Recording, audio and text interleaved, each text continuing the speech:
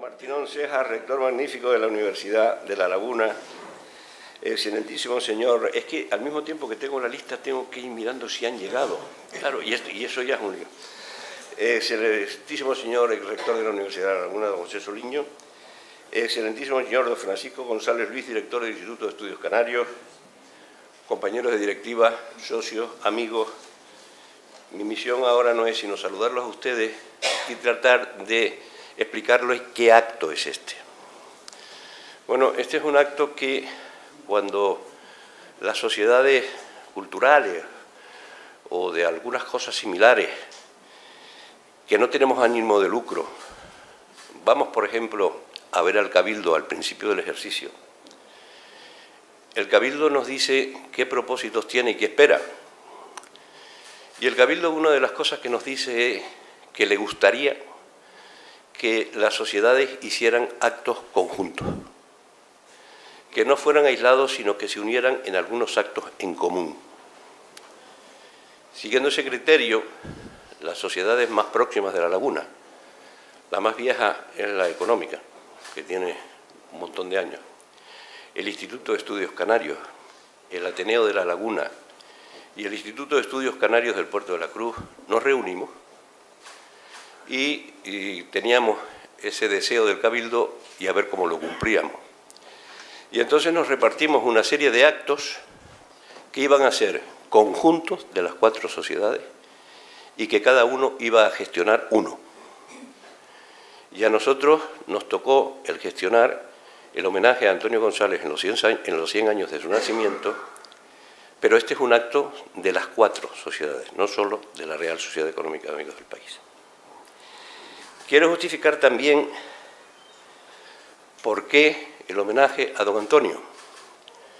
Indudablemente, la propietaria de la memoria histórica de don Antonio es su familia, no cabe duda, es la primera. Inmediatamente después, la Universidad de La Laguna y el Instituto de Productos Naturales Antonio González. Pero no lo tienen en exclusiva, y les voy a decir por qué. Cuando yo tenía 12 o 14 años, hace muchos años de eso, estaba con mi padre en la tabaquería de Víctor González.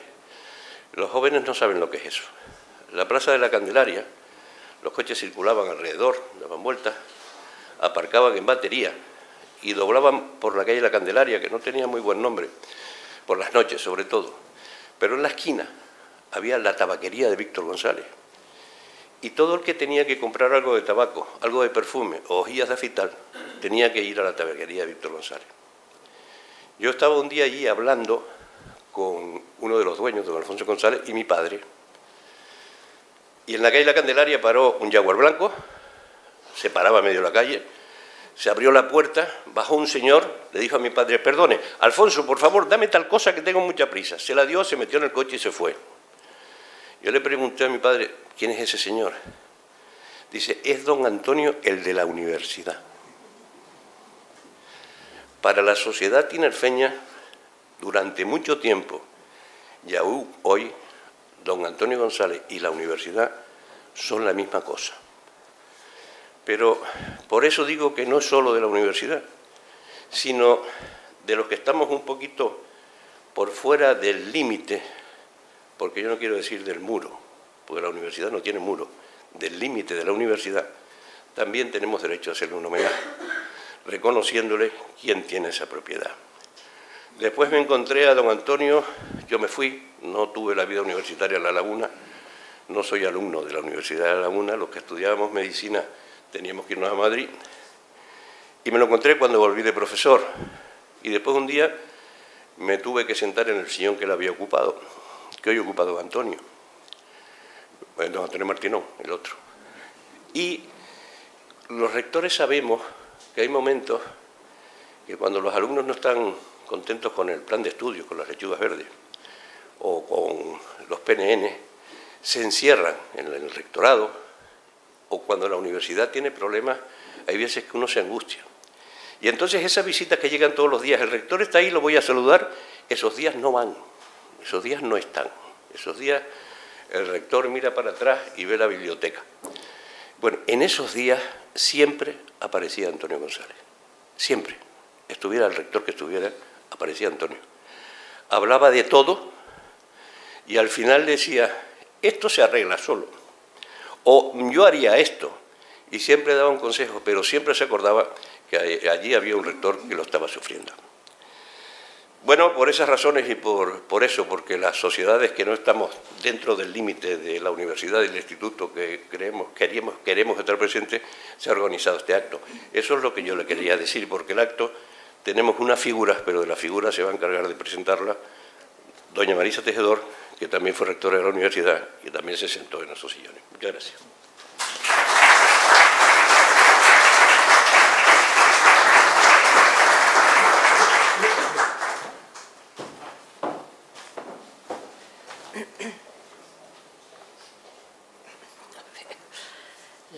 Dignísimas autoridades, señoras y señores, hoy es un día importante para esta sociedad, pues se cuenta con 3 ponentes excepcionales, 3 personas bien conocidas, respetadas y muy queridas por muchos de nosotros.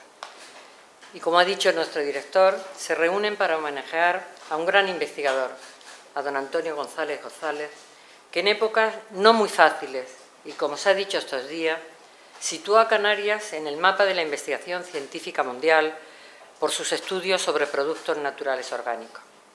Creador de un centro de investigación de renombre y maestro de científicos repartidos por todo el mundo. Merecedor de muchos premios, destacando el mayor galardón científico español, el Príncipe de Asturias, que le concedieron en 1986, entregado en un acto emotivo en el que tuvimos la oportunidad de acompañarle. El desarrollo del acto va a ser el siguiente. En primer lugar, muy brevemente, presentaré a los tres ponentes. A continuación, intervendrán en un periodo que no superará en ningún caso los 20 minutos y a continuación abriremos un coloquio. En primer lugar, intervendrá la doctora Ana María Crespo de las Casas, Chicharrera, licenciada y doctora en Biología por la Universidad Complutense de Madrid, catedrática de Botánica y directora del Departamento de Biología Vegetal de esta universidad. En los últimos años ha incorporado a su investigación sobre biodiversidad nuevos desarrollos tecnológicos, análisis molecular y bancos de datos genómicos que han abierto muchísimas posibilidades. Su productividad científica es enorme. Publicado libros, numerosos artículos científicos con importante repercusión, con un índice H que los investigadores sabemos muy bien lo que es, altísimo, dirigido un buen número de tesis doctorales, proyectos de investigación y un largo etcétera. Ha realizado también actividades de transferencia y todo ello le ha hecho merecedora de distinciones, pero me gustaría señalar el reconocimiento de sus colegas al ponerle su apellido a diferentes taxones. Es decir, es una investigadora de prestigio. Pero además ha tenido importantes responsabilidades de gestión en el Gobierno de España. En concreto, ha sido directora general del Gabinete del Secretario de Estado de Universidad e Investigación, directora general de Universidades, coordinadora general de la Comisión Nacional Evaluadora de Sexenio. Es académica de número de la Real Academia de Ciencias Exactas, Físicas y Naturales y presidenta de la sección de Naturales de esa Real Sociedad. En segundo lugar, intervendrá el doctor don Juan Manuel Rojo Alaminos, catedrático de Física del Estado Sólido de la Universidad Complutense de Madrid, director del Grupo de Ciencia de Superficie. Su investigación se ha centrado en los campos de la física de la materia condensada, física de materiales y física de superficies, aspectos en los que tiene un amplísimo currículum de investigación. Pero si importante es esa trayectoria investigadora, quiero hoy destacar su faceta como gestor de la investigación, pues significó un antes y un después para la investigación en nuestro país. Durante su periodo de secretario de Estado de Universidad e Investigación entre 1985 y 1992, se puso en marcha la estructura de la investigación inexistente hasta ese momento, estructura que ha sido la base hasta el día de hoy, con algunos cambios, precisamente no siempre a mejor. La Ley de Fomento y Coordinación General de la Investigación Científica y Técnica, conocida por todos como Ley de la Ciencia, que se elaboró en ese momento, estableció la organización básica en materia de ciencia y tecnología, definiendo un instrumento de planificación estratégica básico, el Plan Nacional de Investigación y Desarrollo. Diseñó y puso en marcha el primer Plan Nacional de I+D en España. Diseñó, junto con su equipo, y puso en marcha la Comisión Nacional Evaluadora de la Actividad Investigadora de los profesores universitarios y de los científicos e investigadores del Consejo Superior de Investigaciones Científicas. Son dos ejemplos de su labor. Ha presidido diferentes paneles de evaluación internacionales, entre otros el del Centro de Investigación Común JRC, el del Programa Científico COS y el del Programa de Fusión Nuclear, todos ellos de la Comisión Europea. También ha presidido el Comité de Ciencia e Ingeniería, el PEX, de la European Science Foundation. Ha recibido distinciones de muchos gobiernos, en concreto la Gran Cruz de Alfonso X el Sabio, de España, Lord de Palma Académique, de Francia, y es Gran Oficial de la Orden del Mérito de la República Italiana, entre otros. Es académico numerario de la Real Academia de Ciencias Exactas, Físicas y Naturales. Nos encontramos, por tanto, ante dos universitarios, dos grandes investigadores que han desarrollado funciones de gestión. Pero de gestión tiene mucho que decir nuestro tercer ponente, don Jerónimo Saavedra Acevedo, doctor en Derecho, que ha ocupado una gran cantidad de cargos. Inició su carrera política como diputado por Las Palmas en los comicios generales de 1977 y fue reelegido en las elecciones del 79, 82 y 89. Unos años antes, en el Instituto Universitario de la Empresa, donde era secretario general, empezaron a elaborar lo que hoy es nuestra actual autonomía. Ha sido vicepresidente y presidente de la Junta de Canarias, presidente del Gobierno de Canarias en 2 periodos, ministro de Administraciones Públicas, ministro de Educación y Ciencia, diputado por Las Palmas en el Parlamento de Canarias, senador por el Parlamento de Canarias, alcalde de Las Palmas de Gran Canaria y desde 2011 diputado del Común de Canarias. Posee la Gran Cruz de Alfonso X el Sabio, al igual que el ponente anterior y que nuestro homenajeado de hoy, Antonio González.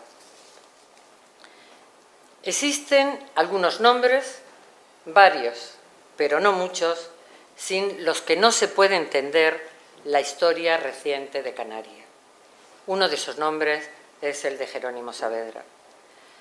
Para presentarlo, son tantas sus variantes que creo que hay que seleccionar su perfil eligiendo el lugar donde se encuentra. Político, como acabo de señalar, en cualquiera de las estructuras del Estado, salvo en la monarquía, pues no ocupa orden sucesorio, ni en la jerarquía eclesiástica por el momento. De universitario, desde el contestatario antifranquista a profesor de la universidad. En la música, es un habitual de los mejores auditorios internacionales. Si lo necesitas en verano, debes llamarlo a Salzburgo, recorriendo sus calles como lo hacía Mozart en su ciudad natal. No es ajeno a ninguna expresión cultural. Realmente soy poco original si digo que Jerónimo Saavedra es el típico ilustrado del siglo XXI y por eso hoy, precisamente, está en su casa. Tampoco soy original si digo que en su gestión política la educación y la investigación han sido una de sus preocupaciones. Con esto termino y comenzamos ya las intervenciones de los ponentes, empezando con la doctora Ana María Crespo de las Casas.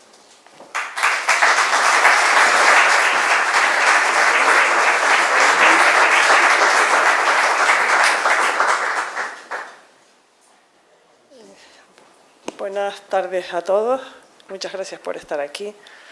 Bien, yo quiero empezar. Tengo que agradecer las palabras que acaba de pronunciar Marisa Tejedor, ex rectora, amiga que se ha notado mucho. Y en segundo lugar, por supuesto, quiero agradecer a la Real Sociedad Económica de Amigos del País de Tenerife, a todos sus socios y particularmente al presidente José Carlos Alberto, al director José Carlos Alberto, que es realmente a quien debo la invitación, probablemente por algún sesgo. En todo caso, estoy verdaderamente abrumada porque los ponentes que me acompañan me apabullan realmente, cualquiera de los dos. Y en todo caso, mi expresidente, el doctor Saavedra, que me parece que es un lujo tenerlo cerca. A todos los presentes, con tanto rector no había estado en mi vida. Estoy al borde de los 70, como no fueran un consejo de universidades o cosas así. Bien, después de los agradecimientos, yo me toca presentar en los 20 minutos que Marisa me deja a partir de ahora un aspecto de la personalidad.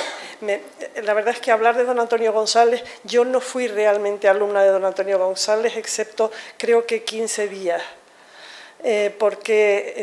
Y me impactaron muchísimo, porque yo era estudiante de selectivo hubo una desgracia con el profesor de química y don Antonio, siendo rector, vino a sustituirle. A mí aquello me pareció una cosa extraordinaria. Y además recuerdo perfectamente que nos explicó la composición química del carmín de labios, del lápiz de labios, porque tocaba y lo explicaba maravillosamente, ciertamente. Era un hombre muy atractivo también en eso.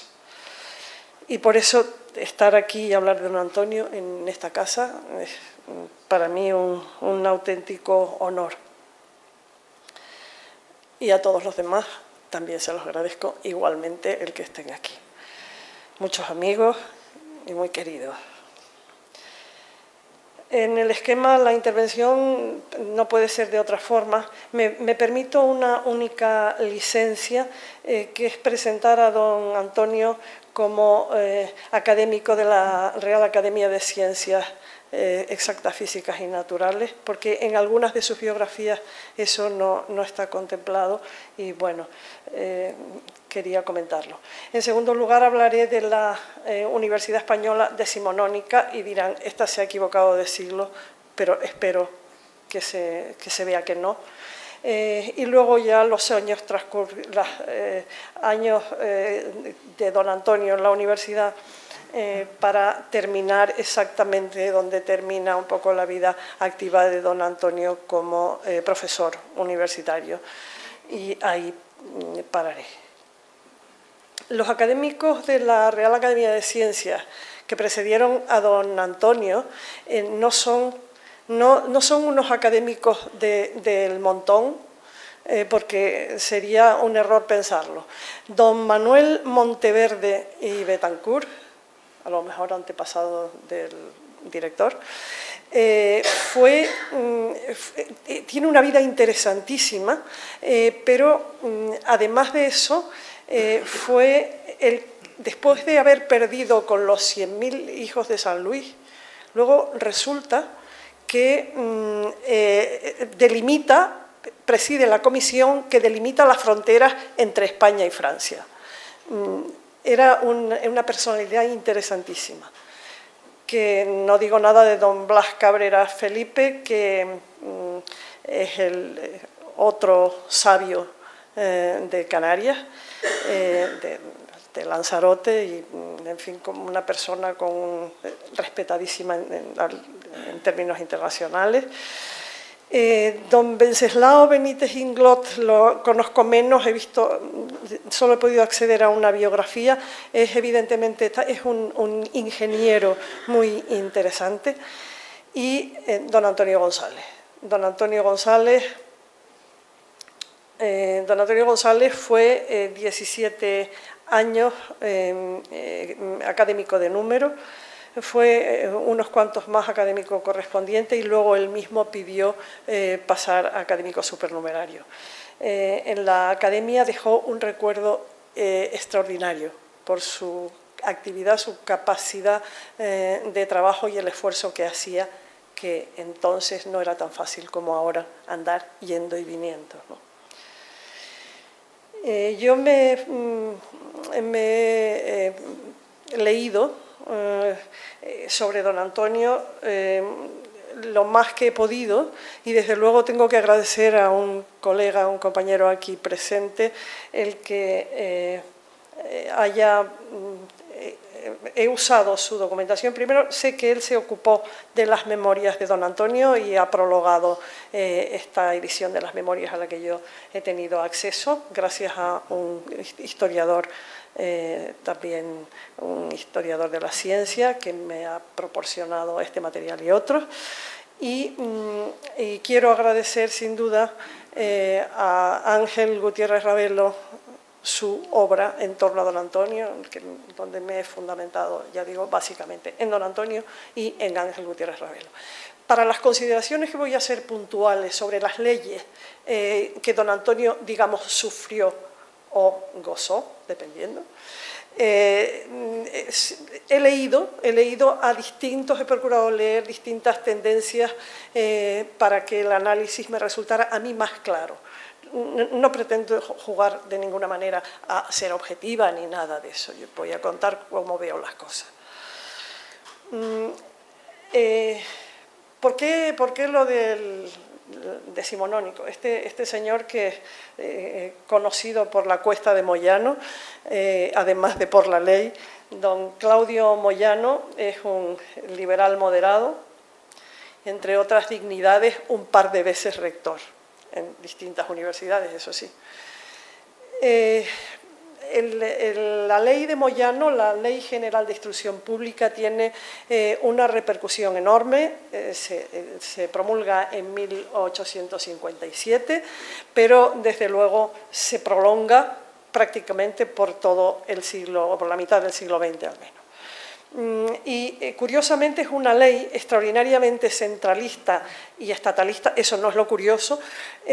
Lo curioso es que es una ley que se opone a lo que la jerarquía eclesiástica en aquel momento perseguía.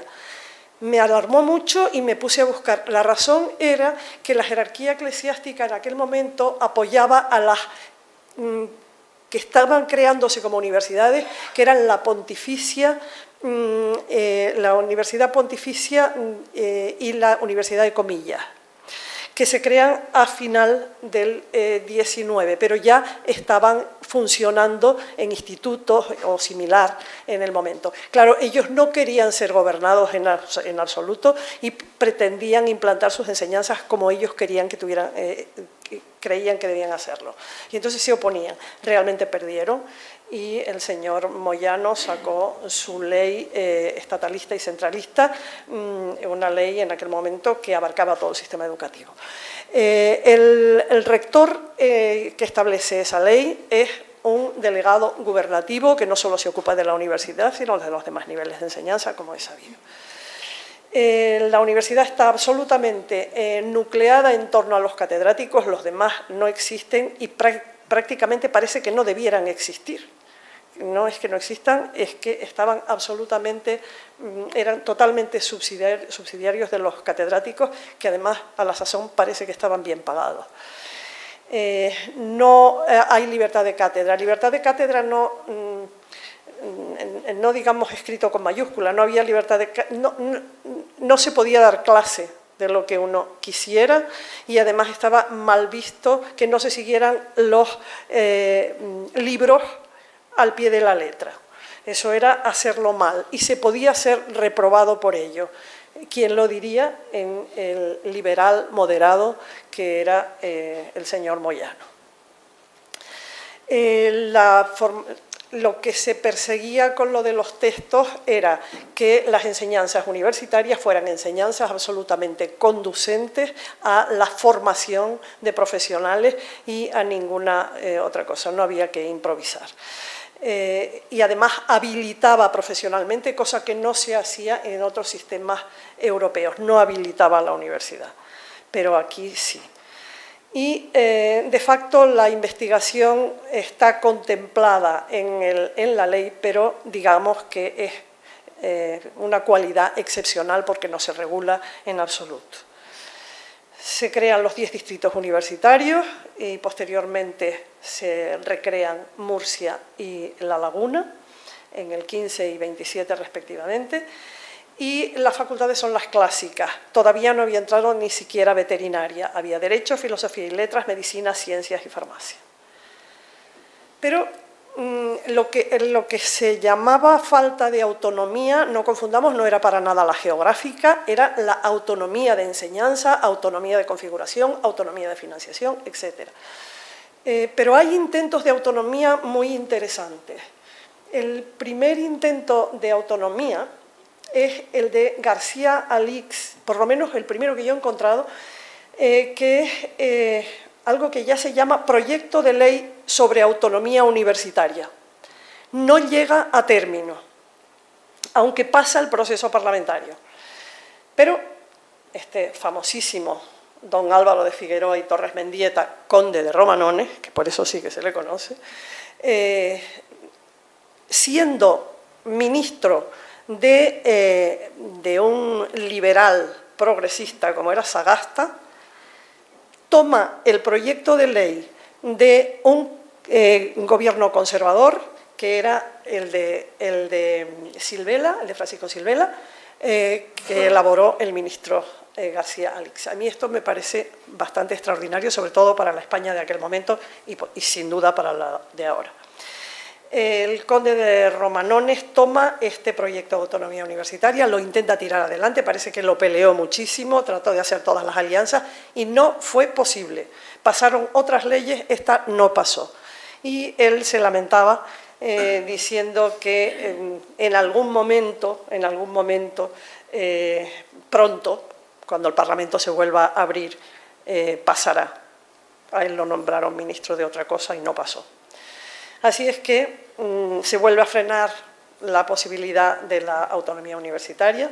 Cierto que dentro de la universidad hay grupos, escuelas, vanguardias que naturalmente, fundamentalmente derivadas del krausismo, pretenden la autonomía universitaria, pero no pasa de ser vanguardias que de ninguna manera se llegan a arraigar del todo. Hay, sin embargo, el decreto de César Silio y Cortés, que es un decreto de Real Decreto de Autonomía Universitaria del año 19 y duró 2 años exclusivamente. Este ministro era un ministro del conservadurismo católico y que en la exposición de motivos no me resisto a leérselas, al menos una parte. Él decía que se hablaba mucho de los otros niveles educativos, pero que la raíz para él estaba en la universidad, en una buena universidad. Entonces, dice que el molde uniformista en que el Estado encuadró a las universidades sirvió para suprimir todo estímulo de noble emulación y matar iniciativas que solo en la posible diversidad hayan esperanzas de prevalecimiento. Me parece una cosa muy, muy avanzada en 1919.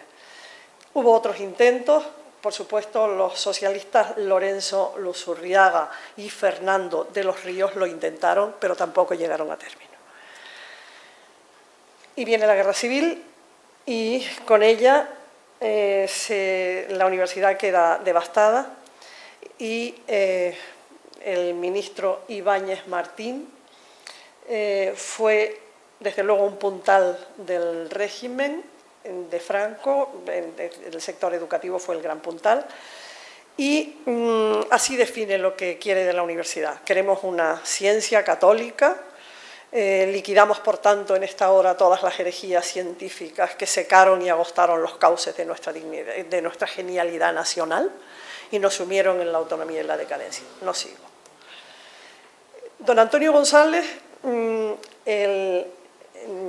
eso le dolía tanto, tan internamente, que en sus memorias, corrígeme Ángel si me equivoco, N veces se refiere a este asunto. Y dice que en España que se habían ido los que había y que los pocos que se quedaron se debatían duramente contra la miseria económica del país, y es muy prudente eludiendo los temas políticos, por ejemplo. Ibáñez Martín promulga la ley de Franco llamada la del 29 de julio del 43, reedita la ley Moyano realmente, pero la dota de imperio y de patria. Mantiene como objetivo básico la formación y atribución de competencias profesionales, igual que la de Moyano.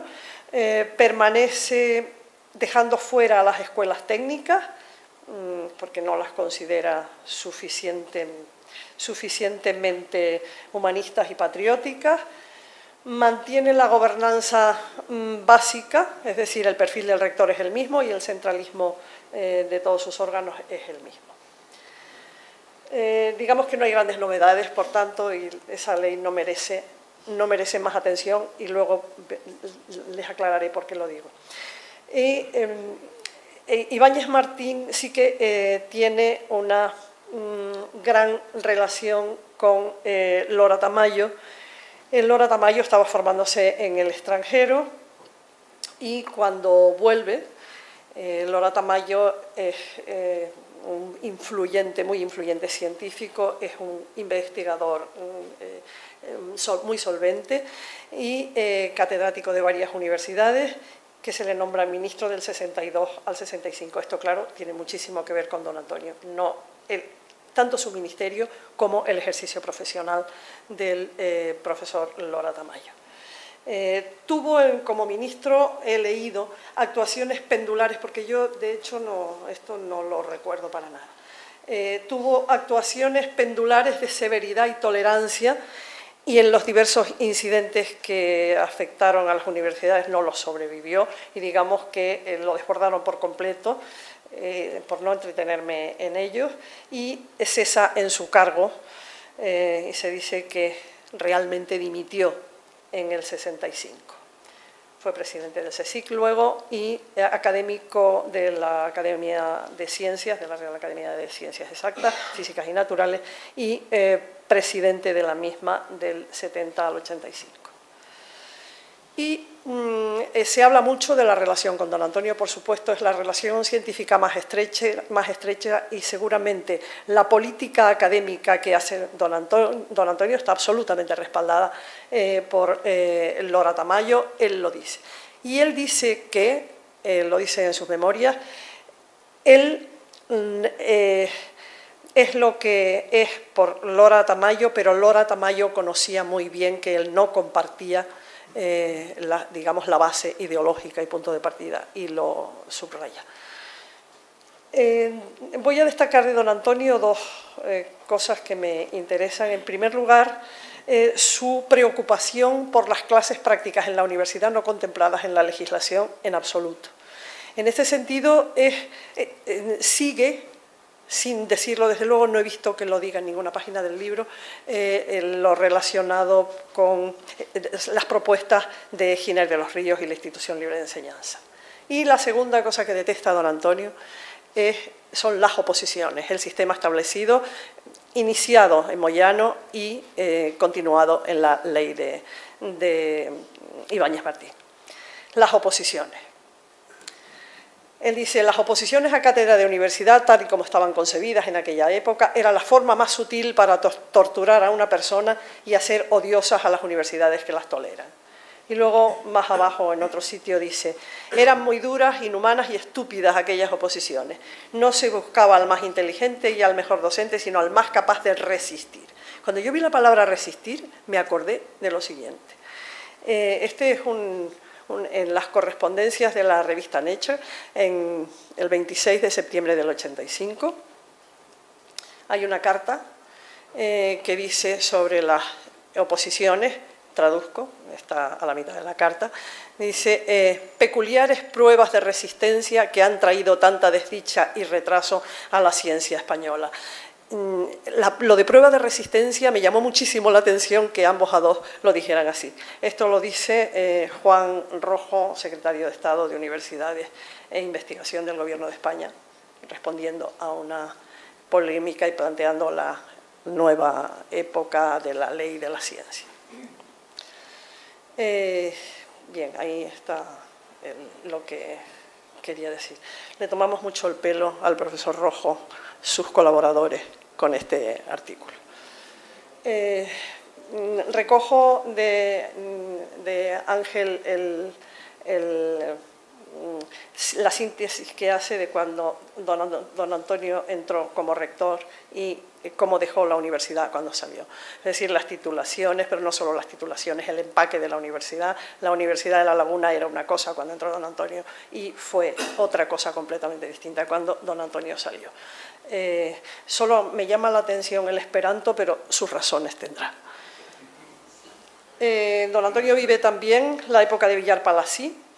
En la época de Villar Palasí hace una ley extraordinariamente buena desde mi punto de vista para un país centralizado, por supuesto. Es un sistema educativo centralizado, es una ley estupendamente basada, es una ley que parte de datos y que presenta, presenta un modelo y dice al modelo al que quiere llegar. En fin, es una ley muy... Pero la ley no se desarrolla porque no se financia y por muchas cosas más. Este hombre tiene otra virtualidad para mi gusto muy interesante, que es que en el 68 crea las universidades autónomas de Barcelona, Madrid y Bilbao, hoy Universidad del País Vasco. Quizá eso no beneficiara en aquel momento a la Universidad de La Laguna y a otras tantas, porque focaliza mucho en esas universidades y selecciona creando buenas universidades y tal vez dejando a su suerte aquellas que tenían movimientos políticos y que no conviene o no era tan fácil apoyarlas o desarrollarlas. Digamos que todos los autores que he leído consideran que la ley de Villar Palasí es una ley predemocrática claramente, a pesar de que fue muy atrás. Se dice que es el primer paso para la normalización de la universidad. Y por último, la última ley que vive don Antonio es la ley de reforma universitaria. Ley de reforma universitaria que cuando se promulga era ministro José María Maraval y secretaria de Estado Carmina Virgili. Desarrolla el artículo 27 de la Constitución, adecuando la universidad al sistema, a las comunidades autónomas, pero además hace autónoma la universidad por dentro, es decir, que se maneje sola. Digamos que solo está mediatizado o muy mediatizadas por el Consejo de Universidades el mismo. La autonomía de las universidades se plasman en sus estatutos, hay autonomía de presupuestación con la creación del Consejo Social, la regulación de las actividades en el artículo de las actividades de investigación privadas en el artículo 11, que luego se hace 83, la regulación de las universidades privadas siguiendo el mandato constitucional, etc. Y a pesar de la fuerte autonomía, deja cerrados, bastante cerrados, el tema de la supresión de las oposiciones, es un poco reglamentarista ahí, y los principios básicos de gobernanza que quedan también muy cerrados y responden mucho a aquel momento. Dice Juan Cruz en un artículo en El País necrológica de don Antonio que su hermano su hermano Pedro González hizo universal a la Universidad de La Laguna gracias a una investigación enraizada no solo en las islas, sino en sus productos naturales, y además fue un hombre de izquierdas preocupado por los problemas sociales del mundo que le tocó vivir. Y recoge Juan, gran periodista, compatriota en el sentido regional. Lora me ayudó a suavizar las heridas que me produjo el franquismo, estuve con él por amistad, pero es cierto que esas heridas no se curan nunca, aunque en la vejez uno no debe hacerlas revivir. Y cuando dimite, dice que lo hace por motivos políticos y personales. No se sabe que ningún otro rector haya hecho una cosa así. Don Antonio, inasequible al desaliento, con una enorme cordura y una gran sabiduría, consiguió hacer de la necesidad virtud. Eso es lo que yo creo. Muchas gracias a don Antonio, a la Sociedad Económica de Amigos del País, a su presidente, a su director y a todos ustedes.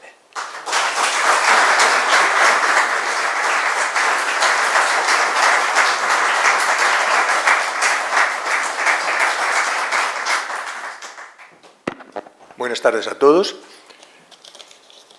Quería empezar, desde luego, agradeciendo a la Real Sociedad Económica de Amigos del País y particularmente a su presidente, el profesor José Carlos Albertos, por su invitación para estar aquí hoy.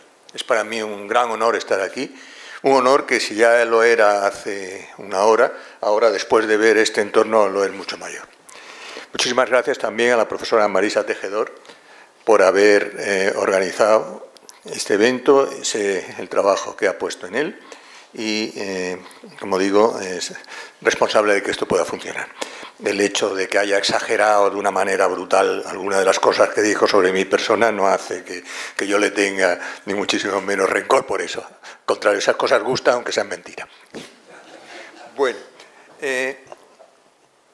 hoy, como ya se ha dicho, estamos aquí para homenajear al profesor Antonio González y en este centenario suyo tengo la impresión de que, sobre todo aquí, en La Laguna, se han dicho ya casi todas las cosas históricas que se pueden decir.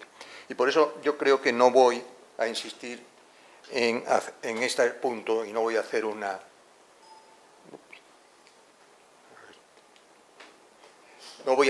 perfil histórico, y mucho menos, sino que me voy a concentrar más bien en señalar algunas de las señas de identidad que el profesor Antonio González tenía como científico y, de una manera muy breve, hacer un pequeño perfil de cuáles fueron esas características que, por supuesto, irradiaron en su entorno y llevaron a enormes ventajas para la Universidad de La Laguna y, en general, para todo el sistema universitario español en su época. Aunque no vaya a entrar en estas cosas históricas, la pongo aquí rápidamente, pero no voy a insistir en ella. Ya se han hablado mucho, se ha hablado del Príncipe de Asturias, etcétera, pero no quería olvidarla, pero no voy a insistir en ella. Lo que voy a hacer, para no salirme del tiempo, es hablar de estas señas de identidad como científico. Don Antonio tenía señas de identidad como político y tenía señas de identidad también como profesor. Ya se va a mencionar o se han mencionado esos otros aspectos. Yo me voy a centrar en las señas de identidad como científico. Y también, de camino, haré una pequeña excursión en el entorno de esas ideas, sin miedo tampoco de acercarme a alguna cosa un poquitín más actual. La primera seña de identidad es que don Antonio no se apoltronó, permítaseme la expresión, en su cátedra. Don Antonio fue catedrático muy pronto, antes de los 30 años. Entonces, hubiera sido muy fácil sentarse en lo que se suele decir la poltrona. Se dice la poltrona ministerial, pero la poltrona del catedrático también existe. Don Antonio no era así. Don Antonio sabía que eso no era lo que tenía que hacer. Don Antonio sabía que una obligación de un profesor no era solo dar clases, sino sobre todo hacer avanzar también la ciencia y la tecnología e influir en su entorno. En aquella época, en España, el profesor universitario con mucha frecuencia era un erudito. Se decía que un profesor era muy bueno, sabe tanto, pero nunca se insistía en qué es lo que hacía. Hay una frase del profesor Bondi, este es un físico que hizo el modelo del universo continuo, que decía una cosa que a mí me parece muy bonita, dice: la ciencia consiste en la capacidad de decir algo útil sin necesidad de saberlo todo. Eso es el contrario a la idea del erudito que acabo de decir. Y don Antonio lo tenía muy claro eso. Por eso, su seña de identidad segunda era que había que salir al mundo. Uno no se podía quedar ni en La Laguna, ni en Barcelona, ni en sitios así, ni en Madrid. Uno lo que tenía que hacer es salir al mundo. Ahí está de joven, esa foto seguro que la han visto alguna vez, en el King's College de la Universidad de Cambridge, donde fue después de ser catedrático. Esto es importante porque con frecuencia la gente va antes para conseguir tener, vamos a decir, artículos o fama, lo que sea, para luego ser catedrático, pero ir después de ser catedrático no se hace si no se tienen las ideas muy claras respecto a qué es lo que uno tiene que hacer. Y el profesor González lo hizo. Un tercer seña de identidad es que seleccionó temas de investigación sin olvidar su entorno geográfico, su entorno social, su entorno económico. Y eso lo hizo sin que eso perjudicase su calidad científica. A veces, también se oye con frecuencia, que lo que hay que hacer es investigar en cosas que sean útiles, porque si las cosas no son útiles, no valen para nada. La investigación básica se pone en tela de juicio. El profesor González supo aunar las dos cosas, hacer investigación básica de mucha calidad, pero a la vez preocuparse del entorno. Y el entorno lo hizo tomando como tema principal de su investigación, ya se ha mencionado, la química orgánica de los productos naturales, particularmente de la química orgánica de los productos naturales que tenían su origen en el entorno de donde estaba don Antonio, es decir, en el entorno de donde estamos ahora mismo todos los presentes. Pero eso lo hizo siendo capaz a la vez de hacer un número de publicaciones muy importante. Y quiero señalar una cualquiera, he cogido esta cualquiera porque fíjense que en el título de esta publicación, perdón, para atrás, eso es, en el título, fíjense que es Productos marinos naturales de la zona atlántica, 5 porque eran varios, ¿no?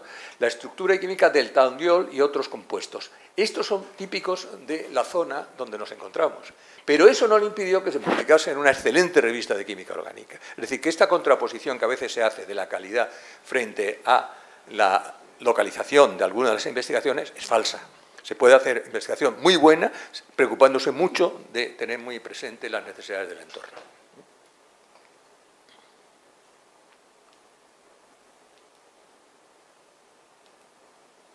Ah, no, que estoy yendo para atrás, ¿no? Tiene que ir para adelante. Ahí. Bien.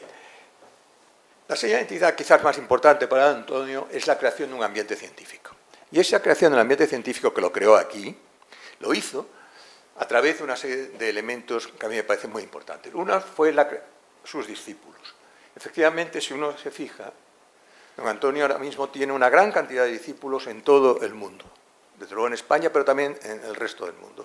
Y esos discípulos fueron personas que bebieron, por decirlo así, de la capacidad científica de don Antonio y fueron capaces de trasladar eso a muy distintos puntos de la geografía mundial. Los institutos, en particular el que lleva su nombre, aquí en La Laguna, fueron también otra obra muy importante que contribuyó extraordinariamente al ambiente científico de Canarias. Incidentalmente, don Antonio también apoyó cosas lejos de su área. Por ejemplo, apoyó la creación del Instituto Astrofísico de Canarias. Y me consta que lo apoyó a lo largo de su vida en muy distintos aspectos, porque hubo problemas alguna que otra vez. Es decir, que era un hombre de gran capacidad mental para no ocuparse solo de lo suyo, sino también de las cosas que consideraba importantes. La extensión a Latinoamérica también es bien conocida. Muchos países latinoamericanos enviaron personas jóvenes, sobre todo aquí a La Laguna, para que se formaran, y luego, posteriormente, cuando regresaron a sus países, fueron los mejores embajadores de la ciencia española y, por supuesto, de la ciencia de La Laguna. Claro, cuando una persona triunfa así, miren, ¿qué quiere que les diga? Yo creo que cada país tiene su pecado capital. Hay países que su pecado capital es la soberbia, otros es la avaricia, no sé si hay alguno que tenga la lujuria, no estoy muy seguro, la pereza, desde luego. El de España es la envidia. Eso yo creo que no hay ninguna duda. Y lo que don Antonio no pudo menos que despertar envidias, visto lo que hacía. Y hay una frase preciosa, que la voy a poner a ustedes aquí, en las palabras del señor Comfort, premio Nobel. En una ceremonia de ampliación del Centro de Investigación, Antonio González aquí dijo esa frase tan bonita, sobre todo en lo que les voy a señalar. Dice, estoy contento de hallarme en este centro, dice, que tiene actualmente tan buena imagen científica, y ahora viene lo bueno, dice, no solo a nivel internacional, sino también lo que es más difícil a nivel nacional. La envidia. La envidia siempre está ahí. Ya voy para atrás, cuando voy para adelante. Vale. Ahora, lo he mencionado de pasada, pero quiero insistir en este punto. Don Antonio sabía muy bien que había que tener un equilibrio muy importante entre investigación básica e investigación aplicada. Como he dicho antes, hay personas que consideran que la investigación básica es poco menos que una inutilidad, es poco menos que un lujo caro que tienen algunos países. Don Antonio sabía que eso no era así. Y lo puso de manifiesto a lo largo de su vida. Déjenme que les ponga un ejemplo que a mí me gusta mucho. Es una cosa que tuvo lugar en el Congreso de los Estados Unidos, hace ya algunos años, entre una discusión entre el senador Pastore, senador de los Estados Unidos, y el doctor Wilson, que era el director del laboratorio Fermi de la Universidad de Chicago. Era con ocasión de que había pedido un crédito muy grande para hacer un gran acelerador de partículas. Entonces el senador, bueno, eran los años de la Guerra Fría, fíjense cuando estamos hablando, Bueno, en plena Guerra Fría, el senador Pastore le dijo, ¿y hay algún resultado previsto en el futuro de este acelerador que contribuya a la seguridad de este país, de los Estados Unidos? Y le contestó Wilson, Dice, el nuevo conocimiento que se genere, nada que tendrá que ver directamente con la defensa de este país, excepto que contribuirá a que este país merezca ser defendido. Me parece una expresión muy bonita en este sentido. Hay formas un poco más jocosas de definir por qué sirve la investigación básica. Si usted me lo permite, déjeme que le ponga lo que dice un premio Nobel de Física, el profesor Feynman. Perdón. Es que voy para atrás otra vez. Ah, no, es que eso, perdón.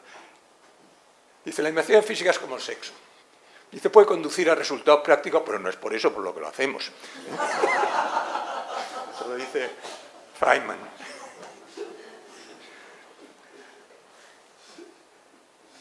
Otra cosa en relación con esto de la investigación básica es el largo plazo frente al corto plazo. Por supuesto, la investigación básica no se puede medir sus consecuencias y su utilidad a muy corto plazo. Hay que hacerlo al menos a medio plazo. Y eso no todo el mundo lo hace. Hay también una frase que a mí me gusta de Zhou Enlai, que fue primer ministro de China. Le preguntaron los efectos, ¿cuál era su valoración de los efectos de la Revolución Francesa? Que como ustedes saben perfectamente, había tenido lugar 200 años antes, y dijo, es demasiado pronto para contestar esa pregunta. Bueno, esto respecto al llamado cortoplacismo, que como saben ustedes es uno de los problemas que tenemos. Dicho eso, también hay que decir que un problema muy grave de este país, no le voy a aburrir con estas cosas, no voy a poner más que esta, pero como en la sociedad económica también se puede poner un diagrama de barras, no va a pasar nada, ¿no? Esto simplemente es el gasto del sector público frente al sector empresarial en distintos países. Pues fíjense ustedes, en los países muy desarrollados, Finlandia, Suecia, Alemania, fíjense que el gasto público, digamos la investigación en las universidades, etcétera, es pequeño, un tercio, comparado con el gasto de desarrollo de las empresas. Y conforme el país se va haciendo menos vamos a decir, desarrollado, pues esto se va equilibrando, y en el caso de España ya es casi comparable, y en el caso, por ejemplo, de Polonia y tal, casi todo el gasto es público y casi nada privado. Esto, sin entrar en una cosa que nos llevaría muy lejos, lo que quiere decir es que el agujero, ¿dónde está en este momento en nuestro país? ¿Quién es quien tiene que hacer el esfuerzo? Ustedes lo ven ahí muy claramente.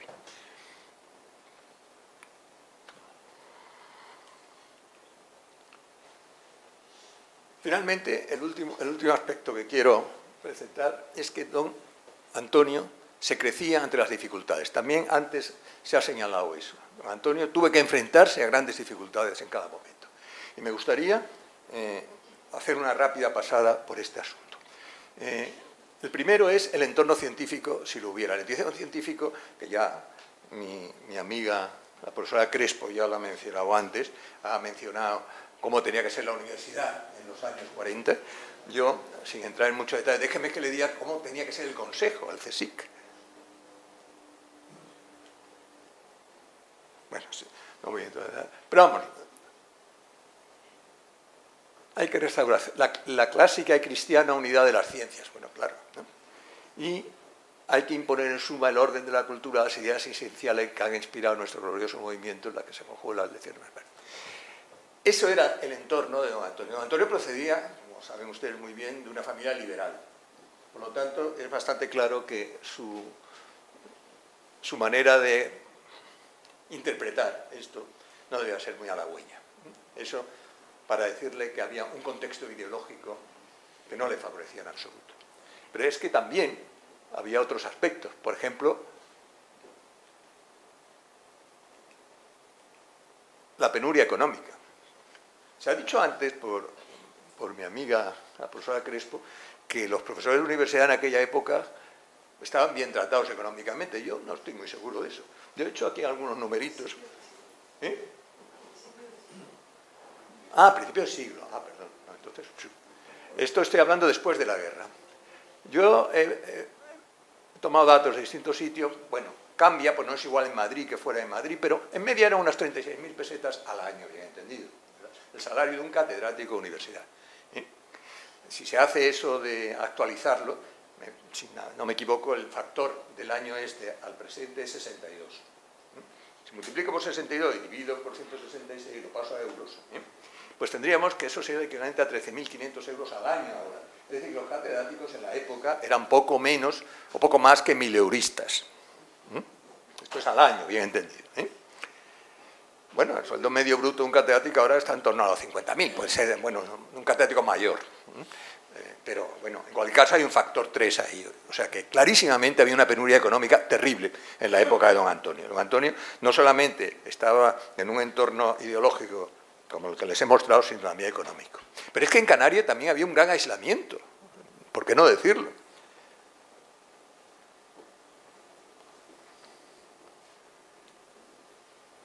El aislamiento de Canarias. Ahí. ¿Qué pasa aquí?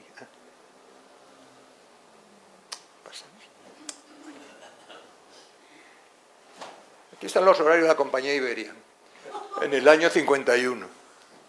¿Cuántos vuelos había de Madrid a Santa Cruz de Tenerife? Pues uno a la semana. Aquí lo tienen. 4 horas con 40 más la hora de diferencia, 5 horas con 40 de vuelo, 6 horas. Y uno a la semana. Muy bien. Ay, Dios mío. Tarifas de la compañía Iberia en 1951. Madrid a Santa Cruz de Tenerife, 1.395 pesetas.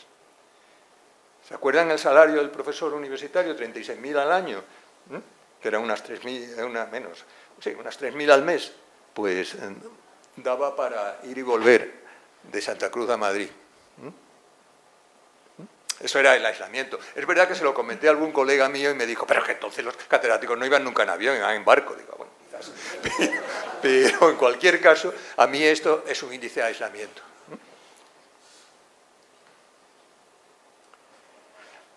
Para terminar, esto que se enfrentó don Antonio, yo ahora si oigo a algunos de mis colegas, sobre todo los más jóvenes y demás, pues hay a veces gran sensación de desánimo. Y yo lo entiendo, porque hay muchísimas dificultades ahora mismo en el mundo de la investigación. Pero quizás no hay que decir tampoco cosas que no son correctas. Ahí donde estoy yo. En el momento actual, la posición española, desde el punto de vista de la investigación, no voy a entrar en detalles, pero si se mide lo que se llama el índice H de un país, que mide la producción científica por encima de un cierto nivel, no es la producción bruta. Pues fíjense, en matemáticas somos los undécimos, en física los undécimos, en química los novenos, en bioquímica los duodécimos, que es donde uno espera que esté, porque ¿quién tenemos que tener por delante? Pues por delante Estados Unidos, Canadá, China, Japón, como es también en producción, pues los países muy voluminosos, la India en algunas cosas también delante, y tenemos que tener a los europeos, Reino Unido, Alemania, Francia y a veces Italia, eso es obvio. Por tanto, estamos más o menos donde tenemos que estar. No es eso de, como decía aquel, hacer investigación en España es como torear en Londres. No, yo creo que eso es absolutamente falso. Pero es verdad que hay algunas cuestiones que tienen riesgo, sobre todo recientemente con motivo de la crisis. Pero déjenme que les diga que incluso la crisis se interpreta de maneras distintas en distintos sitios. Fíjense, estos son datos, ahora se lo pongo un poquito mayor. Esto es para que vean que el origen de esto era la fuente es Eurostat. Y eran distintos países europeos cómo había evolucionado el gasto en investigación y desarrollo en los últimos años. Se lo pongo un poco más grande para algunos. He seleccionado aquí unos cuantos representativos. Y esto es la crisis, 2009, 2010, 2012. Fíjense Alemania durante la crisis. Pasó de 817, bueno, estos son, no lo ponen aquí, euros por habitante. Pasó de 817 euros por habitante a 972. Es decir, que durante la crisis los alemanes invirtieron a casi un 20% más en investigación y desarrollo. Los franceses crecieron, hasta los italianos crecieron. Holanda creció, el Reino Unido creció y miren lo que pasó aquí. Yo creo que eso, yo diría que no es demagogia decir que para muchas personas en España la investigación se considera que es simplemente un gasto, un lujo en algunas cosas, pero no una inversión. Y estos países creían que invirtiendo en investigación se invertía en futuro. Y este es el punto que yo creo que quizás es el que preocupa sobre todo a los más jóvenes ahora. Ahora también, el mensaje que yo quería terminarle es decirles que, bueno, que don Antonio también es verdad que tuvo que enfrentarse a cosas muy duras y fue capaz de sacar las cosas adelante. Bueno,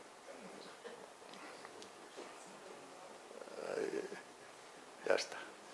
Ahí. Yo simplemente quería terminar con estas frases que escribió, porque murió unos días después, don Antonio González, cuando se le hizo el homenaje a los Realejos. Estas frases, si no recuerdo mal, las leyó Pedro Cerolo, que era sobrino de don Antonio, si no recuerdo mal, ¿no? Y, bueno, él simplemente pasó revista a lo que había sido su centro, cómo se habían formado centenares de doctores, cómo se habían publicado miles de trabajos de investigación y cómo se había conseguido investigar en cosas que eran importantes para el bienestar de la población mundial y de la salud. Y eso en medio de todas las privaciones, en medio de todas las penurias que mencionaba antes. Y eso, en ese sentido, me gustaría que sirviera un poquitín de ejemplo para todos nosotros ahora. Gracias.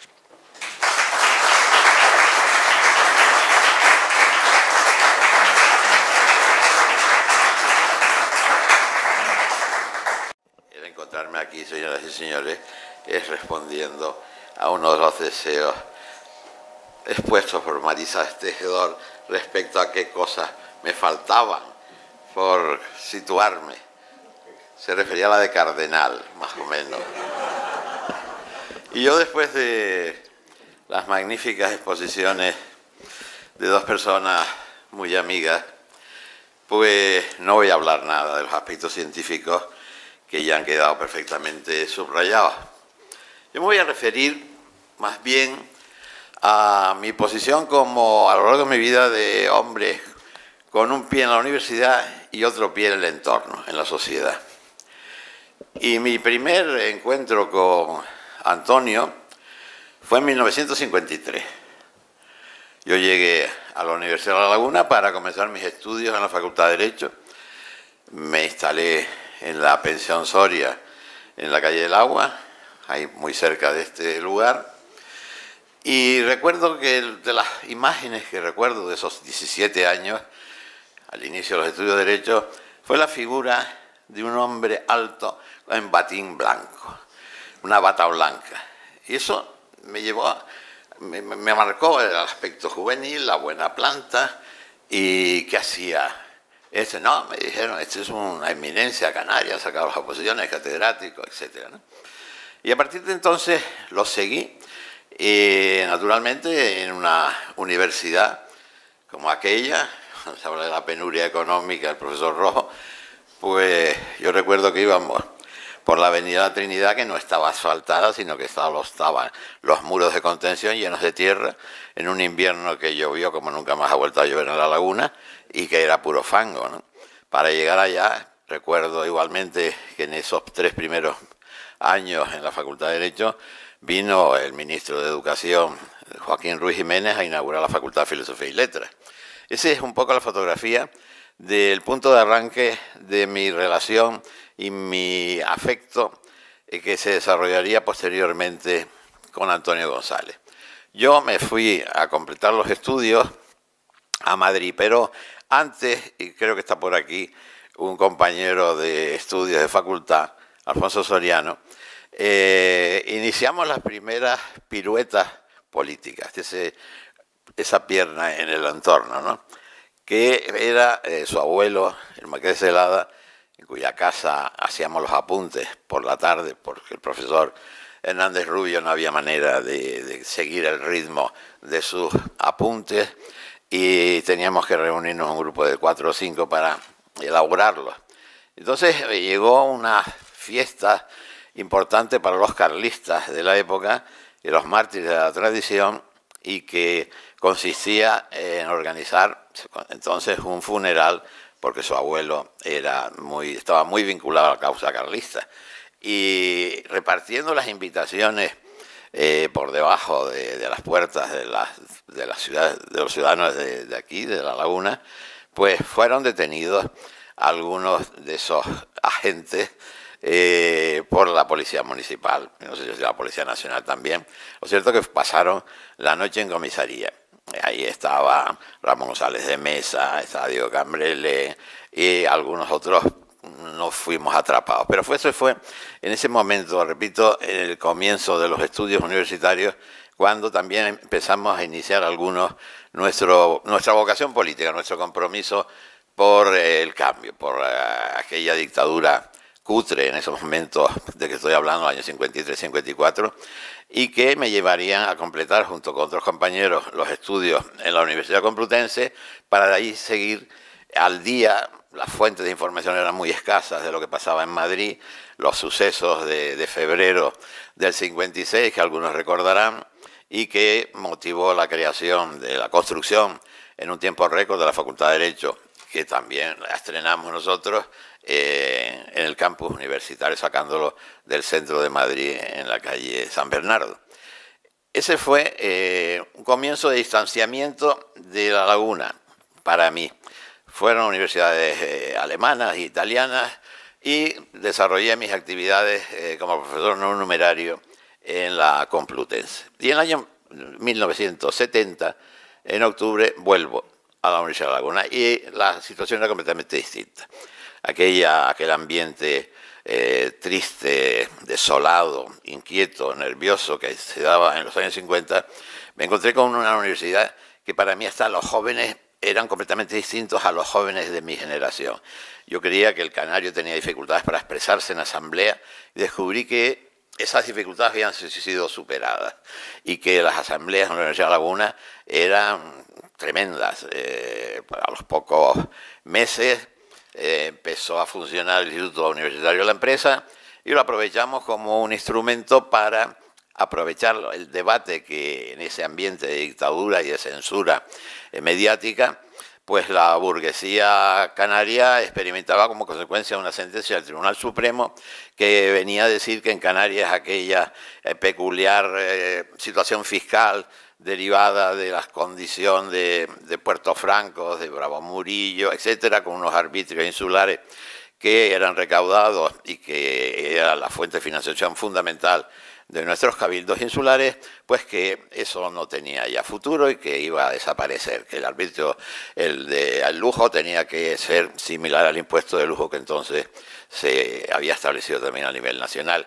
Y eso creó disputas, sectores empresariales, ¿sí? Lo que diríamos constituía la sólida base del régimen dictatorial, pues empezaba a mostrar ahí unas quiebras y los aprovechamos para organizar unas asambleas que dio lugar no tanto al concepto autonómico que luego se plasmará en el Estatuto de Autonomía, ya con la democracia, sino sobre todo en que tuvo mucha influencia en la creación del régimen económico y fiscal del año 1972, cuando Fernández Ordóñez era secretario general técnico del Ministerio de Hacienda y que fue uno de los que entonces vio la necesidad de un tratamiento singular, respetuoso con la historia, pero también con nuestro alejamiento geográfico, nuestro hecho archipelágico insular, y que eran motivos para objetivamente establecer diferencias fiscales entre los ciudadanos residentes en Canarias y el resto de España. Y esa ley del 72, en pleno franquismo, crearon organismos de ámbito regional, como fue la GIAI y la GEI, que a algunos les resultará hoy, y me preguntaré qué es eso. Pues la GIAI y la GEI era una junta que establecía una especie de plan económico con una representación plural de los sindicatos verticales, naturalmente, ahí estaban los sindicatos únicos, la patronal igualmente única, pero en definitiva empezaba a plantearse ya la necesidad de contar con instrumentos de planificación y también contar con instrumentos financieros propios. Esa fue la importancia de la ley del 72 y que lo que viene después, evidentemente, es consecuencia de la misma. Y en ese periodo es cuando Antonio González me resulta más próximo. En los pasillos de la universidad, pues los colegas, los amigos, no voy a estar aquí mencionando la cantidad de profesores con los que conviví, pero aquellas reuniones en el bar de Salvador, allí cerca de la escalera principal del rectorado, pues era un punto de encuentro, de intercambio, de chismes, de comentarios, de oír la radio tal, la radio cual. Y entonces ya se iba configurando algo que constituye uno de los episodios, en mi opinión, más brillantes de la historia predemocrática de la Universidad de La Laguna, que fue la elección del profesor don Rodrigo Benítez, catedrático de Química Inorgánica. Y fue un proceso en el que pensar ahora que participaron hasta los estudiantes, los profesores no numerarios, el claustro de catedráticos, y que dio paso a una figura y a una experiencia de corta duración. Hay que comprender también el entorno en el que seguía existiendo nuestro país, y que permitió aproximar los contactos, las reuniones, las conversaciones, y siempre la figura de Antonio González ya se da por sentado que era, diríamos, está con la labor nuestra, está con esta transformación, con este claustro rompedor frente a las normas vigentes, y eso fue también un aliciente para ir fortaleciendo una amistad que luego a lo largo de la vida pues mantuvimos como presidente del gobierno canario, como ministro, y siempre era su carácter afable, su comprensión, la capacidad de oír, de dialogar, que hizo de él pues, una figura emblemática.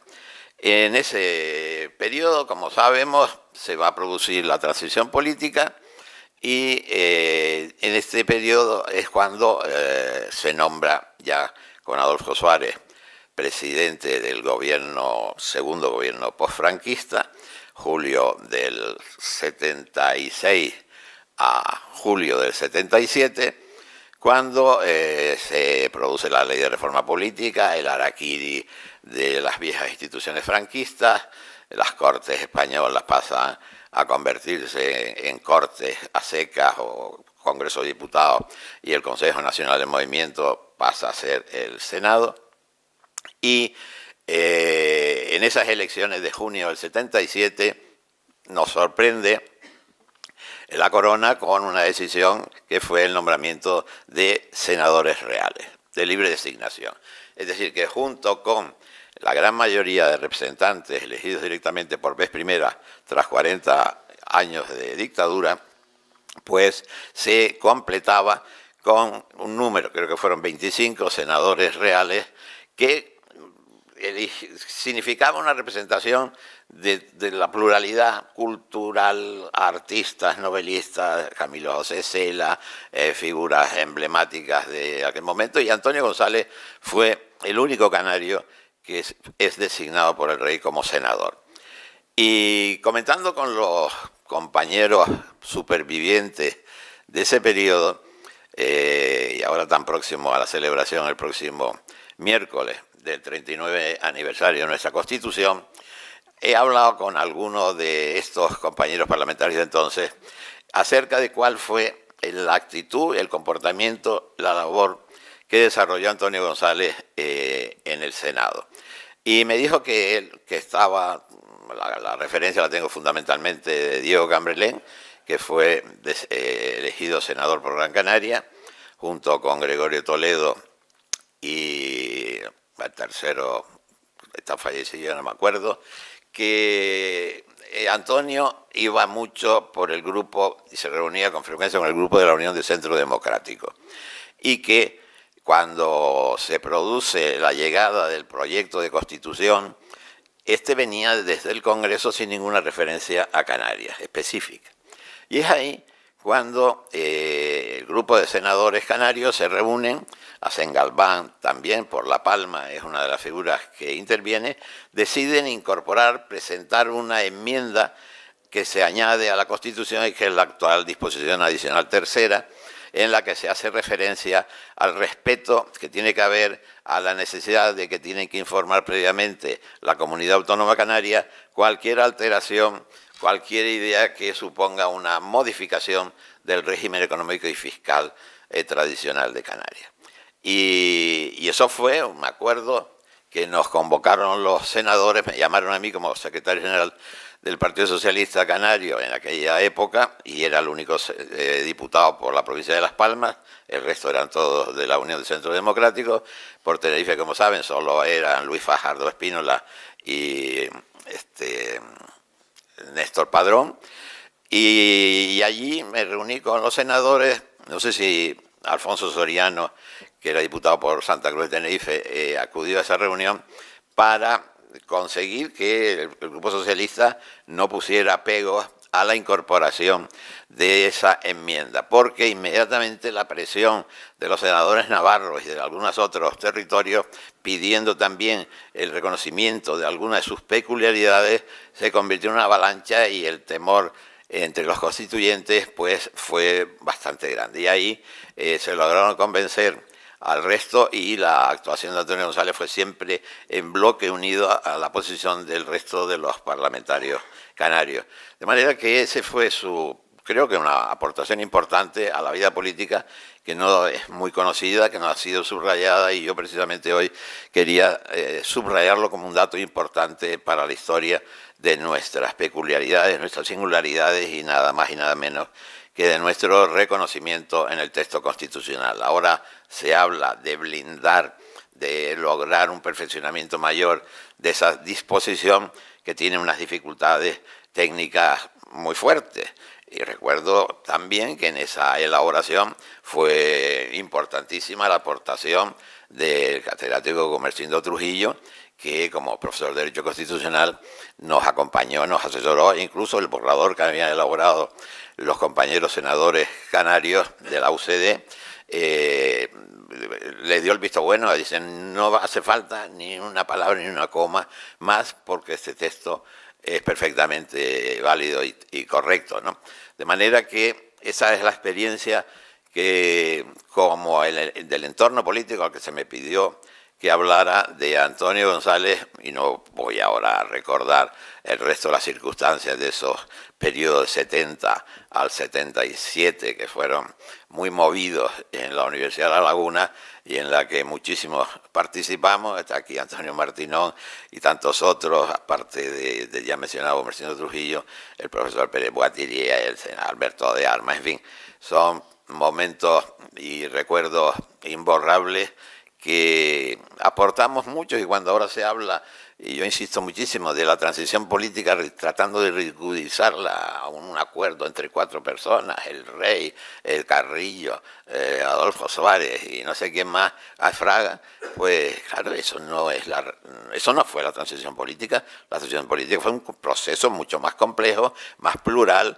más de cientos de personas que tuvimos que sentarnos a negociar con los ministros del último gobierno franquista para saber qué es lo que había que cambiar del viejo régimen y sustituirlo. A mí me correspondió hablar con el ministro de Relaciones Sindicales de la época para, junto con Manolo Chávez, decirle hay que, en materia sindical y en materia laboral, hay que cambiar esto, los 2 convenios de la OIT. Si no se cambia eso, nosotros nunca apoyaremos cualquier operación de blanqueo del viejo sistema dictatorial. Y eso se hacía simultáneamente en docenas de mesas de conversación y de negociación.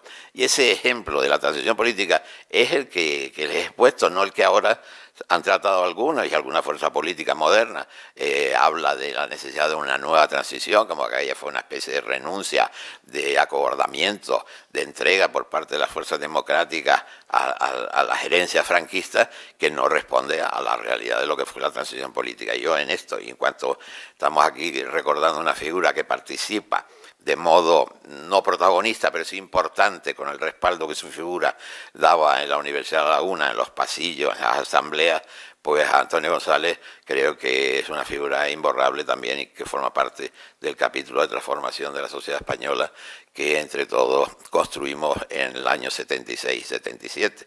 Y por ello yo quiero concluir felicitando a Marisa, a Alberto, de la iniciativa y sobre todo de haber estado con unas personas que luego al pasear por el ministerio en la calle Alcalá siempre me venían a la mente. Incluso concluyo con una anécdota acerca de los canarios y el Ministerio de Educación. Cuando era ministro, siendo Juan Rojo el secretario de Estado, visité al ministro como presidente del gobierno canario y en su despacho había un cuadro precioso de unas magas de traje negro. Y pregunté, ¿y este cuadro? Dice, si es de un canario que fue Premio Nacional de Pintura, Gregorio Toledo, Palmero, de Mazo. Digo, muy bien, fantástico, lo comenté. Cuando volví el ministro de Educación, lo primero que me encontré es que ese cuadro ya no estaba en el despacho. Y lo primero que hice fue llamar y reclamar que había ido a parar a una subdirección general el cuadro de las magas con sus sombreros de copa negros que estaba en el despacho del ministro de Educación. No sé dónde estarán ahora, pero en fin, Nieves y Juan perfectamente recordarán ese cuadro espléndido de Gregorio Toledo. Muchísimas gracias a todos. Tres personas realmente con lo que han dicho muy interesante. Sí, me gustaría comentar, porque me he quedado un poco impactada, que no conocía de los datos que ha dado el doctor Rojo de la evolución de los años de crisis de la inversión en investigación. Yo pensé que la había bajado en todos los países, es decir, que es una concepción distinta de la forma de ver la investigación tremenda, pero es que en estos días he tenido la oportunidad de, lo comentaba antes con Ana, de oír una conferencia de Carlos Martínez Alonso, que fue también secretario de Estado y presidente del Consejo Superior de Investigaciones Científicas, que comentaba que, un dato de ese tipo, de lo preocupante en el año 2016, del presupuesto de investigación en este país, el 56% no se ha ejecutado. O sea, realmente preocupante con las necesidades que tenemos de investigación. Es tremendo. Supongo que si Carlos Martínez dio ese dato es porque lo tiene muy seguro, pero es tremendo, ¿no? ¿Alguien de la sala quiere hacer alguna consulta, alguna cuestión?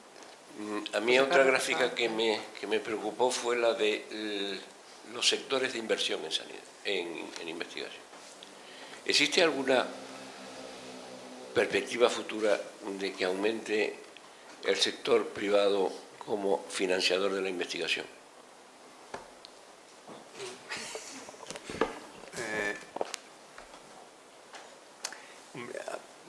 La gente que me conoce mucho dice que yo soy demasiado optimista y eso, claro, me hace tender a decir que sí, que bueno. Yo, con toda sinceridad, no lo veo muy claro. No lo veo claro y además, y pongo un ejemplo. En los presupuestos del Estado, es decir, la parte pública, los presupuestos generales del Estado, desde hace ya bastantes años, quizás 15 o 20 años, en los presupuestos dedicados a investigación apareció un nuevo capítulo, el capítulo 8, ¿no? Era el 8 famoso, que esencialmente eran no inversiones sin retorno, sino préstamos. Esos préstamos iban encaminados esencialmente a las industrias, porque claramente, claro, los centros de investigación normalmente no pueden funcionar sobre la base de préstamos porque no tienen capacidad de devolver esos préstamos. Iban destinados, como, vamos a decirlo de alguna manera, como un fondo de ayuda a las industrias que se gestionaba en parte a través del CDETI y en parte por otros caminos. Bueno, ese presupuesto es el responsable mayor de que no se haya ejecutado el presupuesto total al que aludía la profesora Tejedor, porque yo no diría que... Yo no voy a decir nada de la intención, pero cuando se habla de la evolución del gasto I+D en España en los últimos tiempos, muchas veces no se separa ese capítulo de los otros. Entonces, a veces el ciudadano se queda un poco perplejo porque lee por una parte que ha crecido un 4% el presupuesto I+D y por otro sale la Asociación de Biólogos o de lo que quiera que sea que dice que la Universidad Española ha disminuido una cantidad importante. Esas dos cosas no son falsas, ninguna de las dos pueden ser verdad, porque resulta que lo que ha crecido mucho ha sido el presupuesto de préstamos, pero que resulta que no se ejecutan, porque resulta que no hay capacidad o no hay deseo por parte de las empresas suficiente como para pedir esos préstamos. Entonces, eso me hace ser un poquito, no pesimista, que eso no podría serlo, pero cauteloso. Al final de la lista. Fíjate, Finlandia, por ejemplo, es que más de 3 veces lo que gastan las empresas que lo que gasta la parte pública.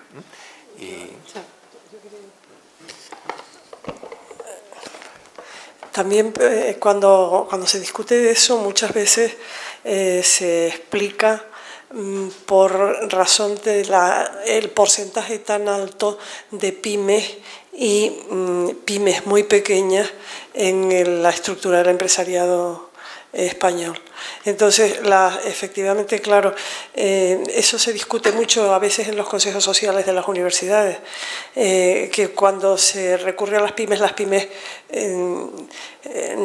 ni saben lo que es, ni se lo plantean. Y claro, teniendo en cuenta, y sobre todo por comunidades autónomas, esa estructura es bien distinta. Y entonces esa es una dificultad añadida, que si uno es optimista podría resolverse a base de pensar que el nivel, la calidad de la educación superior y la atención que las universidades están haciendo al enfoque de los másteres es muy interesante, creo. Yo creo que ese es el camino, ¿no? ¿Hay alguna cuestión más en la sala? Sí. Juan. Sí, hola, buenas noches. Me han entusiasmado las intervenciones, muchas gracias. Yo quisiera, complementar un comentario básicamente porque han comentado la participación de la inversión privada en el PIB, en la investigación nacional en relación al PIB en el promedio de todo el Estado. Solamente quisiera apuntar cómo es una situación que tiene un menor desarrollo investigador e industrial, como es el caso de Canarias, donde está en torno al 20% frente a un 55% del Estado. Y donde dentro de ese 20% hay que computar entidades hay que incluir entidades que computan como empresas, como puede ser el Gran Telescopio de Canarias, el Instituto Tecnológico de Canarias, el ITER y demás. Por lo tanto, realmente la participación privada es en términos prácticos inexistente. Pero yo quisiera, partiendo de esa reflexión y complementándolo también con otro elemento yo creo que es fundamental, y es el proceso de descentralización del Estado desde 1986, en la inicial, es decir, en la situación de descentralización del Estado cuando se promulga la primera ley de la ciencia, a la siguiente ley de la ciencia, yo entiendo que hay una falta de articulación del sistema español de I+D, no están bien articulados los roles y funciones entre la Administración General del Estado y las administraciones autonómicas. Al final me da la sensación de que estamos todos pisándonos los pies en ese baile.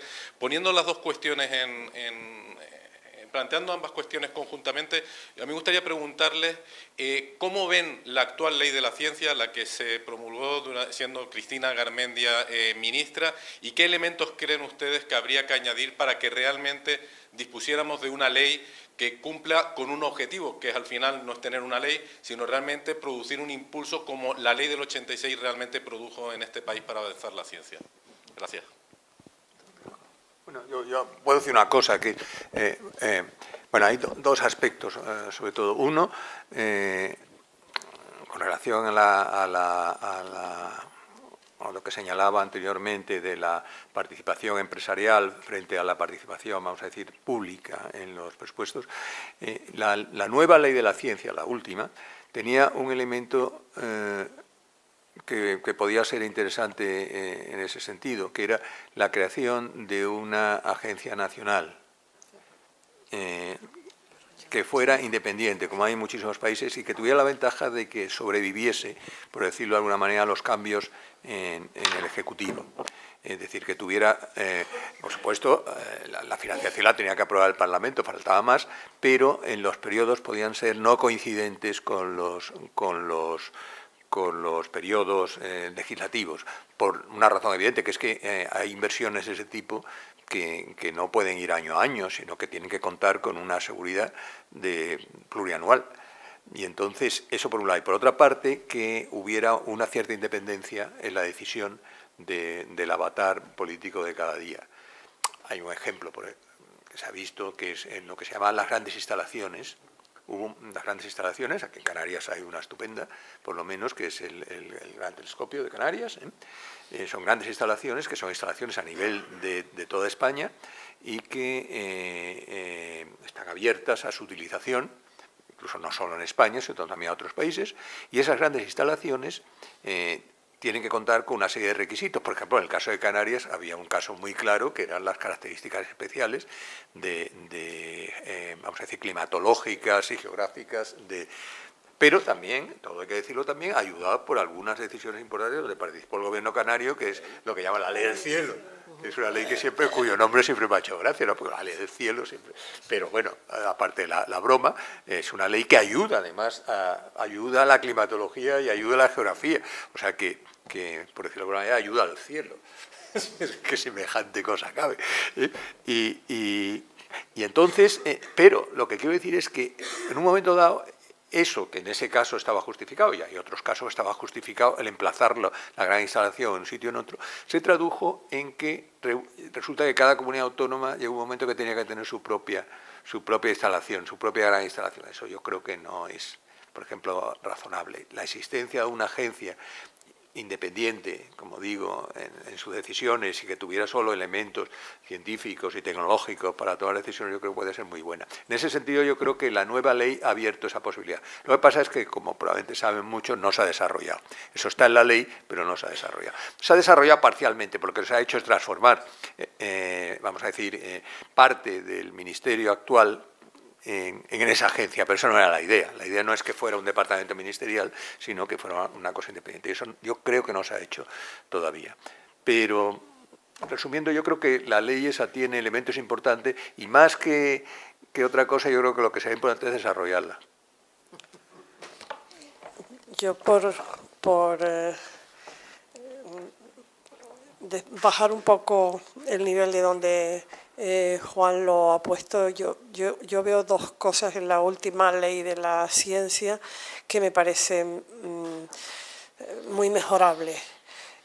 Una es que es un poco burocrática para lo que se lee sobre la participación de los centros públicos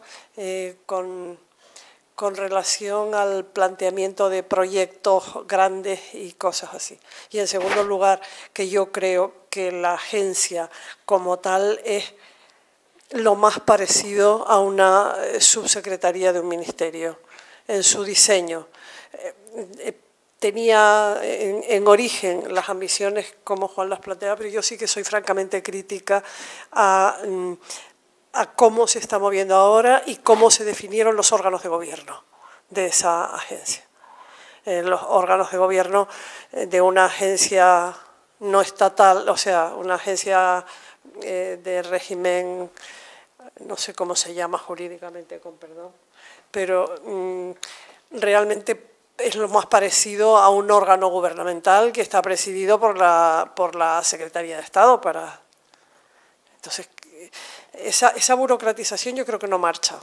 No marcha, porque si se quiere seguir un modelo como el que Juan estaba planteando, esa burocratización yo creo que no marcha. Bueno, esa es una opinión personal. Bueno, si no veo ninguna... Sí. Vamos a ir terminando. Por favor, hay una petición de palabra por ahí, no veo quién... Lo había pedido. ¿Eh? Aquel chico de atrás lo había pedido. ¿Quién? Sí. Este chico sí. Bueno, yo quería pedir una opinión, digamos, en sentido amplio, bajo la luz de la experiencia que a mí obviamente me falta. Realmente es tanto el déficit en inversión en investigación científica como para que, bajo mi punto de vista, falten tantos nombres españoles en libros de texto, tan pocas reacciones químicas con nombres españoles, tan pocas... En fin, ¿cuál creen que podría ser el punto clave por el que eso no ocurre? Es decir, ¿cuál es el problema de la sociedad española que a lo mejor no ha llegado tanto en ciencia como, bajo mi punto de vista, podría haberse llegado por la intelectualidad que tienen los científicos españoles? Es decir, ¿cuál es el punto crítico en el que quizás habría que fijarse para que realmente la sociedad científica española pues pueda mostrar todo su potencial? Yo te voy a dar una opinión parcial, porque claro, el tema me parece que es un tema muy complejo. Yo creo que la sociedad española no cree en su propia capacidad de innovación. Y en términos de gobierno, ahora mismo pasa que se nota mucho que no se cree en eso. Esto, lo que el cuadro que ha presentado Juan Rojo antes es una evidencia de lo que estoy queriendo decir. No hay confianza para nada en que la potencia investigadora o la capacidad de innovación de este país ayude a salir de la crisis, para nada. Es exactamente lo contrario de lo que han pensado todos los demás gobiernos europeos importantes. Y ya está. Y eso es así. Y no es casualidad. Las cosas no se producen por casualidad. Yo eso sí que creo que ha sido una evidencia. Dice que la política económica es en realidad lo que define la política de un gobierno, de un trazado. Y eso es, a mi juicio, evidente. Sí, yo estoy de acuerdo con eso que dice, pero déjame añadir una cosa también, porque esa pregunta que de una forma o de otra, yo creo que es una pregunta muy razonable, vamos, dicho sea de paso, se oye en un sitio y en otro. A veces estamos diciendo, ¿por qué en España no tenemos premios Nobel? Es también una pregunta, una subsidiaria si queremos, pero se puede hacer, ¿no? Bueno, yo tengo una opinión que es también que quizás una cosa que en los últimos años no hemos sido capaces de hacer es la siguiente. Yo creo que hemos sido capaces en España, gracias sobre todo a la labor de los científicos, faltaba más, de aumentar mucho la media de la investigación española, la calidad media, pero no hemos sido capaces de persuadir a una serie de investigadores en España de que asuman riesgos. Es decir, asumir riesgos quiere decir tratar de ir por algunos caminos poco trillados, donde hay una posibilidad bastante importante de no conseguir nada en un cierto tiempo, y bueno, no voy a decir estrellarse porque es una palabra un poco fuerte, pero asumir riesgo quiere decir hacer investigación de riesgo. Eso yo creo que incluso desde los gobiernos no hemos sido capaces, y digo hemos, no han, sido capaces de estimular esa cultura del riesgo. Y quizás al principio hay que subir la media, pero llega un momento en que yo creo que también hay que estimular esa cultura del riesgo. Yo creo que eso no he sido capaz de hacerlo. Por otro lado, pues a decir una cosa agradable, tenemos, que yo sepa ahora mismo, 3 personas que pueden ser premios Nobel en España ahora mismo, una en biología, otra en química y otra en física. Bueno, no sé si lo serán o no lo serán, pero bueno, ahí están. Si queréis digo los nombres. ¿Profesor Soliño? Sí, ahí no hay micrófono, pero bueno. No. Así lo hay. Se oye muy bien, ¿eh? Sí, no es cuestión de elevar la voz. Quisiera hacer 2 comentarios o 2 reflexiones en relación con la figura de don Antonio. La primera es abundar en algo que ya expresó el director de la Real Sociedad y ex-rector de la Universidad de La Laguna, en el sentido de que quien ejerce las responsabilidades rectorales pasa por a veces momentos difíciles y tensos. Y en el caso de José Carlos Alberto, él comentaba que don Antonio siempre estaba ahí dando apoyo moral, vamos a decirlo así. Yo puedo corroborar eso mismo.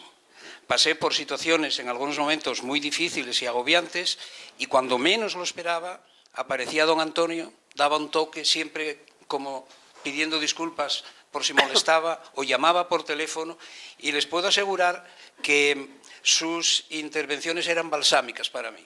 Me hacía ver los problemas en un contexto más amplio y afrontarlos con no sé, con otro ánimo.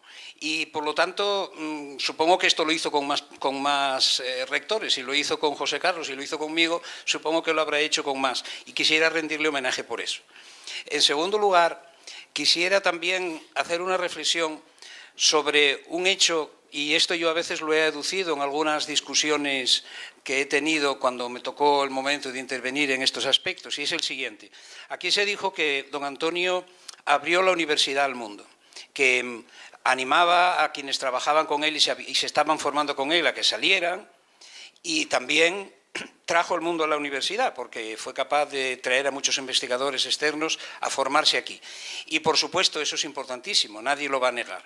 Pero tuve ocasión, recuerdo ahora el día que se inauguró el monumento en su honor que está en la parte baja del aulario del campus central, al lado de la Cruz de Piedra, que estaba él presente, y era un momento en que se estaba discutiendo el tema de la endogamia universitaria y que las universidades españolas, una prueba de su poca calidad y su mediocridad es que tenían profesores formados en su propia universidad enseñando, que precisamente don Antonio se formó en la Universidad de La Laguna y acabó sirviendo a la Universidad de La Laguna como profesor.